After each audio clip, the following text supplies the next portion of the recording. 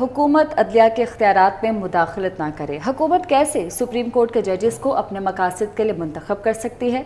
हुकूमत मुकाबला करना चाहती है तो करे, अगर कानूनी मामला चलाने हैं तो हम तैयार हैं। चीफ जस्टिस पाकिस्तान के मुबैना ऑडियो लीक्स तहकीकाती कमीशन की तश्कील के खिलाफ दरख्वास्तों पर समाअत में रिमार्क्स। कहा, किसी जज को कमीशन में बैठने के लिए चीफ जस्टिस की इजाज़त लाजमी है।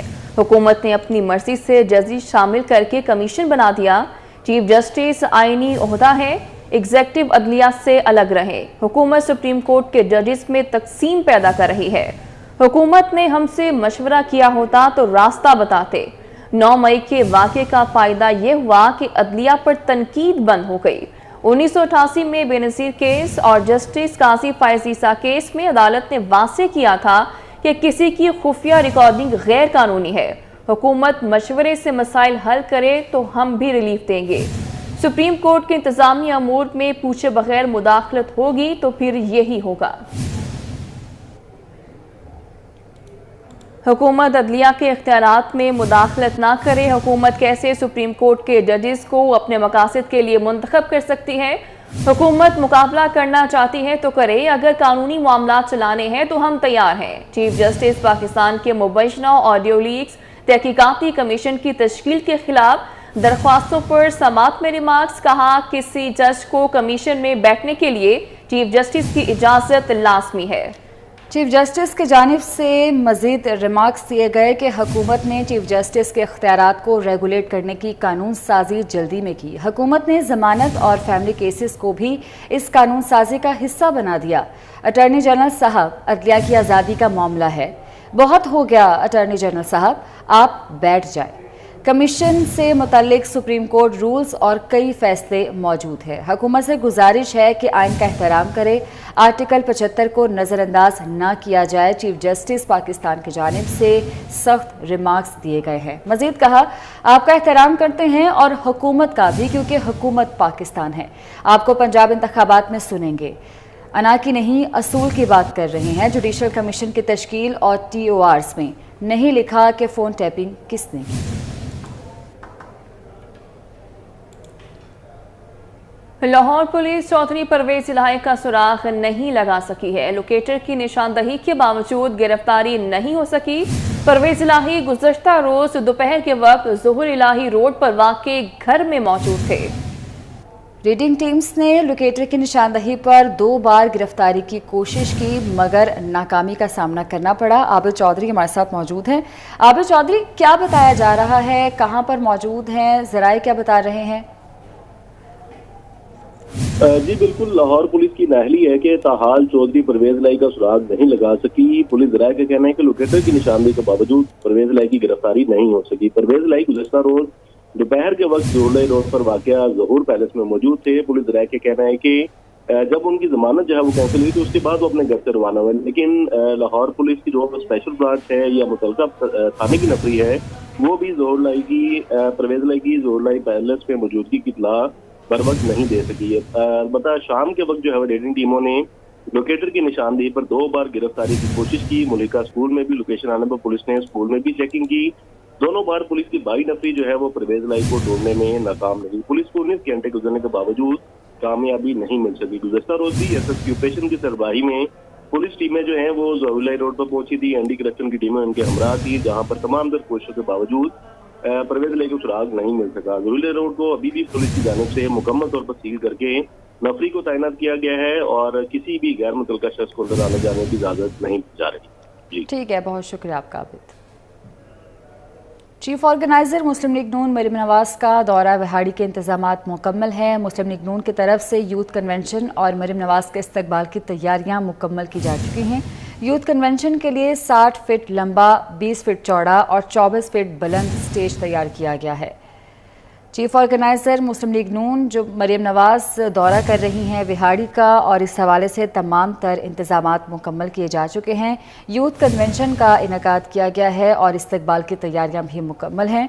तफसीलात जानते हैं हाफिज साले मोहम्मद से। जी बताइएगा अहवाल। जी बिल्कुल, पाकिस्तान मुस्लिम लीग नून की मरकजी ऑर्गेनाइजर मरियम नवाज शरीफ आज विहाड़ी शाम 6 बजे जो है यहाँ तशरीफ ला रही हैं, जहाँ पे वो यूथ वर्कर कन्वेंशन से खिताब भी करेंगी। शाम 6 बजे जो है वो ठिंगी एयरबेस पर उतरेंगी और उसके बाद अपने काफिले के हमरा बिहाड़ी हॉकी ग्राउंड के अंदर वो यहाँ पे वर्कर कन्वेंशन से खिताब करेंगी। जबकि यहाँ वर्कर कन्वेंशन के बाद जो है वो सियासी जमा और माइनिंग से मुलाकात भी होगी। आपको इस हवाले से मजीद पता चले कि इस वक्त तैयारियाँ जो है वो मुकम्मल कर दी गई हैं वर्कर कन्वेंशन की, और इसके साथ साथ जो है तकरीबन हॉकी ग्राउंड के अंदर 5000 जो है वो लगाई गई हैं ताकि वर्कर्स को वहाँ पे बैठ कर जो है वो पाकिस्तान के ठीक है, बहुत शुक्रिया आपका।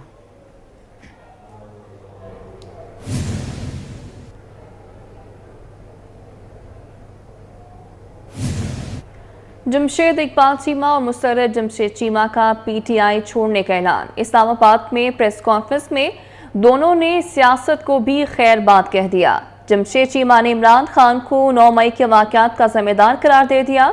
कहा जिन्ना हाउस के बाहर एहतजाज का प्लान था, हमले का नहीं। मुसर्रत जमशेद चीमा ने कहा इसके बस में होता तो वो अपनी जिंदगी से 9 मई का दिन ही मिटा देती। किसी को ये सवाल पूछने की ज़रूरत नहीं है कि ये बेरज़ा और रगबत हो रहा है या कोई प्रेशर है। There is no pressure at all. So हम सबसे पहली बात जो है कि मैं कंडेम करता हूँ 9 मई के वाक़यात को।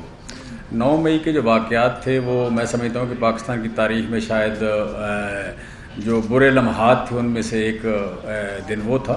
जिन्ना हाउस के जब सामने गए हैं तो कहीं भी ये प्लान तो किसी का भी नहीं था ये कि जी कोई अटैक होना है, मौजूद होना जो है ये प्रोटेस्ट जो है वो प्लान में था।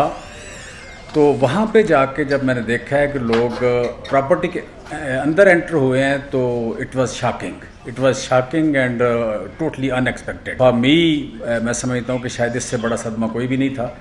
तो मेरी जियो फेंसिंग देखें या फ़ोन की लोकेशन देखें या वीडियोस देखें तो 6 बजे मैं वहाँ से निकल गया हूँ। जो खान साहब की तरफ से एक नैरेटिव हुआ और सीनियर लीडरशिप उसको रोक नहीं सकी या आप कह लें कहीं स्टॉप नहीं लग सका, उसमें हमारा भी डेफिनेटली कसूर है। तो उस नैरेटिव की वजह से जिसे कहते हैं कि एक जो बनी एक फ़ज़ा, उस फ़ज़ा का नतीजा मैं समझता हूँ या उसका पीक जो था वो 9 मई था। मलिका बुखारी ने भी तहरीक इंसाफ छोड़ दी। इस्लामाबाद में प्रेस कॉन्फ्रेंस में कहा कि हर पाकिस्तानी के लिए 9 मई के वाक़यात तकलीफ दें हैं। इन वाक़यात में मुलव्वस अफराद को सज़ा देनी चाहिए। सुर्ख लकीर क्रॉस करने पर कानून के मुताबिक कार्रवाई होनी चाहिए। मज़ीद कहा वो बाहैसियत वकील मुल्क में अहम किरदार अदा करना चाहती हैं। 9 मई के जो गैर आईनी गैर कानूनी इक़दाम थे, जिस तरह रियासत के इदारों के ऊपर फौजी तंजीबात के ऊपर हमला किया गया, उसकी मैं भरपूर तरीके से मजम्मत करना चाहती हूँ। इसके साथ साथ मैं ये ऐलान करती हूँ कि पाकिस्तान तहरीक इंसाफ की जितनी भी पोजीशंस हैं, पार्टी पोजीशंस हैं, उससे मैं इस्तीफ़ा देती हूँ। उधर सदर आरिफ अलवी से असद उमर की रिहाई के बाद मुलाकात हुई है। आरिफ अलवी और असद उमर की मुलाकात की कहानी 24 न्यूज़ सामने ले आया है। ज़राए के मुताबिक ऐवान सदर में हुई मुलाकात में तफसीली मुशावरत हुई। असद उमर ने आरिफ अलवी को कैद के दिनों की रुदात सुनाई। आरिफ अलवी और असद उमर का 9 मई के वाक़यात पर इजहार अफसोस। आरिफ अलवी और असद उमर की इमरान खान के गैर जिम्मेदाराना बयान पर भी तफसीली मुशावरत हुई। सदर आरिफ अलवी ने कहा कि माजी के गलतियों से सबक सीखना चाहिए। सदर मुमलकत ने मामला संभालने के लिए अपनी कोशिशों के बारे में बताया। फैसल वाडा पहले ही कहते रहे हैं कि सदर आरिफ अलवी मुलाकातें करके इमरान खान की पीठ में खंजर घोंप रहे हैं। फैसल वाडा कहते रहे हैं कि सदर मुमलकत से मिलकर आने वाला पीटीआई से राहें जुदा कर लेता है।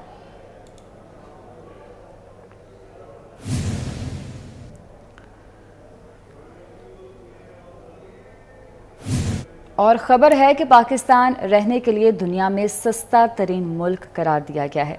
आलमी शुमारियात इंडेक्स में दुनिया में सस्ते तरीन ममालिक की फहरिस्त जारी की गई है। फहरिस्त के मुताबिक पाकिस्तान पहले, मिस्र दूसरे और भारत तीसरे नंबर पर मौजूद है। तो ये रिपोर्ट जारी की गई है आलमी शुमारियात इंडेक्स की जानिब से और दुनिया में सस्ते तरीन ममालिक की फहरिस्त जारी हुई है। फहरिस्त के मुताबिक पाकिस्तान रहने के लिए सबसे सस्ता मुल्क करार दिया गया है। दूसरे नंबर पर मौजूद है मिस्र और भारत को तीसरा सस्ता तरीन मुल्क करार दिया गया है। यूरोपीय ममालिक सस्ते तरीन ममालिक की फहरिस्त में सबसे आखिर में मौजूद है। तैयब सैफ हमारे साथ मौजूद हैं। तैयब सैफ, बताइएगा इस लिस्ट के हवाले से मजीद।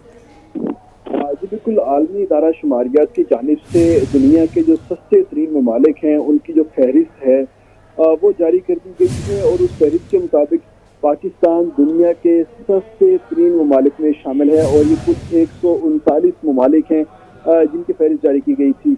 और जबकि दूसरे नंबर के ऊपर मिस्र आया है और तीसरे नंबर के ऊपर इंडिया के जो मुल्क है वो शामिल है, जबकि दुनिया के महंगे तरीन ममालिक में स्विट्जरलैंड जो है वो सबसे आखिर में आया है, क्योंकि स्विट्जरलैंड में जो अशिया खुर्दनोश हैं उनकी जो कीमतें हैं बहुत ज़्यादा हैं और जो अशिया जिंदा रहने के लिए जो ज़रूरत की अशिया हैं वो भी महंगी होने के बायस स्विट्जरलैंड दुनिया का महंगा तरीन मुल्क करार पाया है। जबकि अगर हम बात करते हैं दीगर यूरोपीय ममालिक की तो वो भी महंगे तरीन करार पाए हैं। जबकि बांग्लादेश की बात अगर करते हैं तो बांग्लादेश 12वें नंबर पर, तुर्की 17वें नंबर पर, चाइना सस्ते मयारी जिंदगी में। जी ठीक है, बहुत शुक्रिया आपका।